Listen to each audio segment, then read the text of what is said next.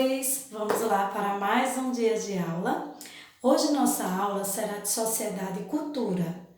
Mas antes de começar, vamos procurar o nosso local aí tranquilo na casa de vocês? Eu já estou no meu. Então vamos lá? Isso! Agora vamos pegar o caderno de Sociedade e Cultura, o lápis e a borracha. Pegaram? Ótimo! Nossa aula de hoje será sobre consciência negra. Eu tenho certeza que vocês já ouviram falar muito desse conteúdo e por que ele é comemorado no dia 20 de novembro. Então eu só irei acrescentar mais um pouco de conhecimento e tirar mais, criar em vocês mais conhecimentos sobre esse conteúdo. Estão preparados? Então vamos lá? Olha, o Dia da Consciência Negra foi criado pela Lei 10.639 de 2003, que estabelece que no dia 20 de novembro seja comemorado o Dia da Consciência Negra. A data é feriada em boa parte do Brasil, não é em todas as cidades, mas em grande parte das cidades do Brasil é feriado. E foi criada para discutir a história dos negros no país, sua cultura e sua colaboração para a nação que temos hoje. Além disso, é também uma oportunidade para lembrar e evidenciar os problemas sociais que ainda afligem essa parcela da população. Então, se alguém perguntar qual foi a lei e em qual ano, foi no ano de 2003, criado pela Lei 10.639. E aí eu pergunto, por que será que foi escolhido dia 20 de novembro para ser comemorado o Dia da Consciência Negra? Vocês saberiam me responder? Vamos aqui ler só um conteúdinho a mais para que vocês possam entender. As origens do Dia da Consciência Negra estão relacionadas aos esforços dos movimentos sociais para evidenciar as desigualdades históricas que afligem as populações negras e pardas no Brasil.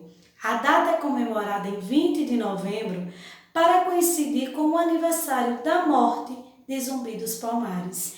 Então, agora, meus amores, vocês já sabem por que foi escolhido a data do dia 20 de novembro.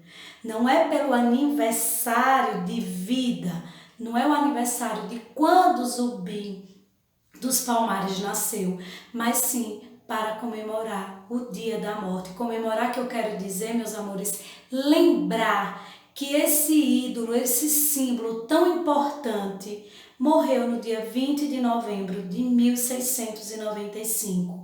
Então foi por isso que essa data ficou 20 de novembro, para que a gente possa lembrar da morte de Zumbi dos Palmares, coincidir com o dia da morte dele. Então agora vocês já sabem, não é isso? E aí se eu pergunto a vocês, e por quê? Por que Zumbi dos Palmares era esse símbolo tão importante para o povo negro? Hein? Sabe por quê, meus amores? Porque ele foi o líder mais importante do Quilombo dos Palmares no período colonial brasileiro. Então, por esse motivo, ele se tornou um símbolo muito importante para o povo negro. E aí eu digo, vocês já devem ter ouvido, professora, Zumbi dos Palmares, Quilombo dos Palmares, o que é isso? Vamos aqui saber o que é um quilombo e o porquê depois ele ficou conhecido também como Quilombo dos Palmares. Primeiro vamos saber o que é um quilombo. Quilombos eram agrupamentos populacionais formados por escravos foragidos de fazendas coloniais. Então, quando eles fugiam das fazendas, eles criavam grupos, que fugiram e que formavam os quilombos. Nesses locais, muitas vezes escondidos em mata fechada, os escravos se organizavam para garantir sua subsistência e a reprodução da cultura de seus ancestrais africanos. No entanto, esses lugares eram frequentemente alvo da violência dos senhores de escravos brancos, que procuravam retomar o controle dos seus escravos foragidos. Então agora você já sabe o que é um quilombo. Eram os locais, que os escravos foragidos construíam para viver em agrupamento, no meio sempre da mata. E agora, o porquê Quilombo dos Palmares? Era porque esse quilombo ele era localizado no atual estado de Alagoas e é uma das mais famosas comunidades de escravos foragidos da nossa história. Por isso que você ouve tanto falar em Quilombo dos Palmares, Zumbi dos Palmares, porque ele era o líder desse quilombo. E aí o que aconteceu? Seu último líder foi Zumbi dos Palmares, nascido no Quilombo, mas capturado por colonos portugueses quando ainda era criança. Seu retorno aconteceu quando o governo da capitania de Pernambuco negociava com as lideranças quilombolas sua submissão à coroa portuguesa. Então, Zumbi nasceu no Quilombo dos Palmares, só que ele foi comprado quando ainda era criança. E aí só retornou quando estava acontecendo o quê? Essa negociação das lideranças quilombolas com a capitania de Pernambuco. Por não concordar com essa proposta, Zumbi desafiou Ganga Zumba, que na época era o líder do Quilombo dos Palmares. E aí, Ganga Zumba acabaria envenenado por um aliado de Zumbi. Um dos aliados de Zumbi acabou envenenando Ganga Zumba, tornando assim Zumbi o governante da comunidade. No final do século XVII, o quilombo foi alvo de diversos ataques de bandeirantes. Acabou sucumbindo aos poder bélico superior das tropas. Nesse período, Zumbi foi caçado e morto. Sua cabeça foi exibida em praça pública para desencorajar os outros escravos. Então, no dia 20 de novembro de 1695, Zumbi foi caçado e foi morto. E a cabeça dele foi colocada em praça pública como uma forma de desencorajar todos os outros escravos, para que eles perdessem a força, a coragem de fugir e de tentar ter a sua liberdade. E aí, continuando, desde a década de 70, que foi a data do falecimento de Zumbi, tem sido utilizado para relembrar as condições desumanas da escravidão no Brasil e as formas de resistência dos povos escravizados. Mas, recentemente, leis estaduais e municipais criaram o feriado no dia 20 de novembro com o objetivo de valorizar a cultura negra e reconhecer a contribuição de ex-escravos e seus descendentes para a história.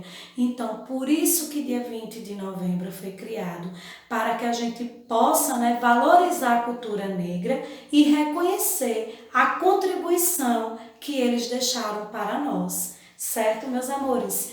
E aí eu pergunto, como é que está a situação dos negros atualmente aqui no Brasil? Será que houve alguma transformação, mudanças boas que ocorreram da morte de Zumbi até hoje, até os dias de hoje? E aí eu digo a vocês, meus amores, sim, aconteceu que, olha, o ministro Joaquim Barbosa, o primeiro negro, ele se tornou presidente do Supremo Tribunal Federal.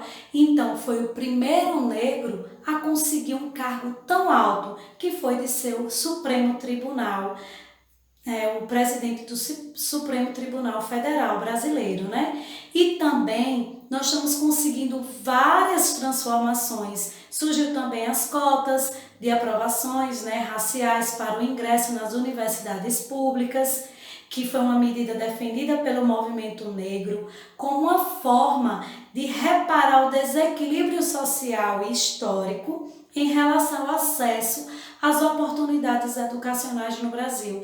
Então, para tentar, colocar no mesmo patamar os brancos dos negros, porque nós todos somos iguais. Então, para que as desigualdades educacionais não fossem tão grandes como eram, foram criadas essas cotas raciais.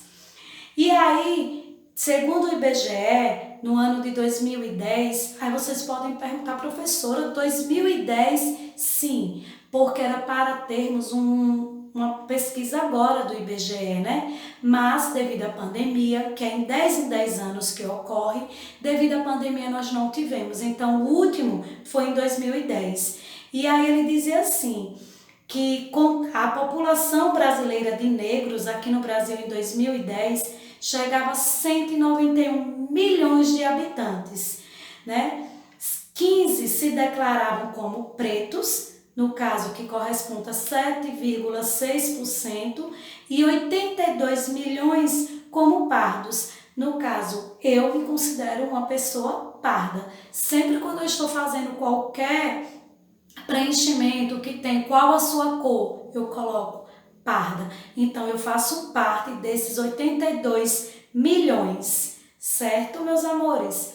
Somando essas duas parcelas da população, a parda e a negra, representa aproximadamente metade do total dos brasileiros. Então, quando soma os negros com os pardos, nós nos tornamos a metade da população do Brasil. Ou seja, não é exagero afirmar que metade dos habitantes do Brasil são, em alguma medida, descendentes de etnias africanas e possivelmente de antigos escravos. Certo, meus amores? Aí eu digo aqui, olha, no entanto, a necessidade atual de cotas raciais e outras ações afirmativas podem indicar que os melhores empregos, os cargos públicos e oportunidades de formações ainda não são distribuídas de forma proporcional. Aí vocês podem perguntar, como assim, professora? Que não está sendo distribuído igualmente entre brancos e negros. Ainda não é proporcional.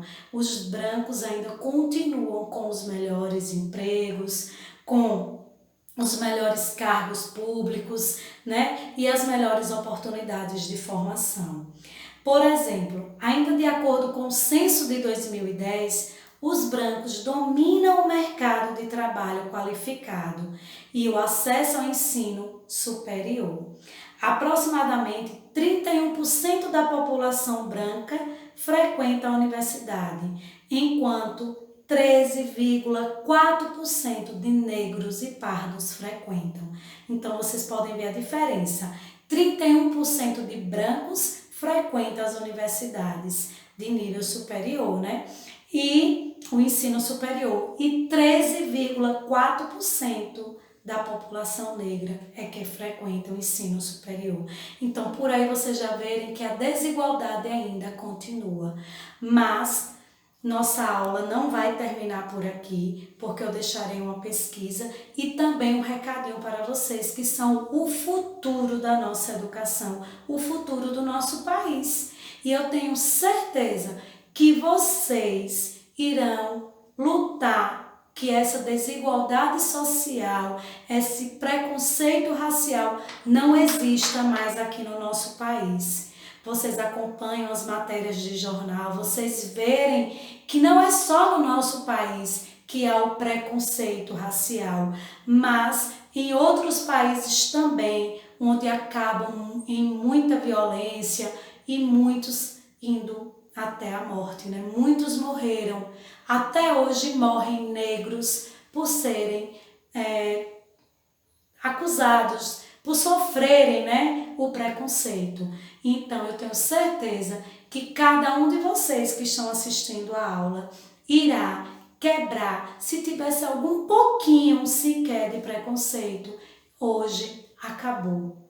Porque eu deixo a mensagem para vocês, meus amores. Nós somos todos iguais, filhos do mesmo Pai, que é nosso Senhor, certo? E Ele não escolhe nem cor, nem raça, nem condições financeiras. Para Ele, todos nós somos iguais, certo assim, meus amores? E aí eu vou deixar que vocês me respondam essa pergunta aqui. Existe racismo no Brasil? Se existe, aponte situações em que ele ocorre. Eu quero que vocês me digam se aqui no Brasil existe ainda preconceito, racismo. Se existir, que vocês me derem assim exemplos. Pode ser até 2 exemplos, certo, meus amores? Então, nossa aula de hoje termina por aqui. Espero que tenham gostado e até a próxima aula. Fiquem com Deus!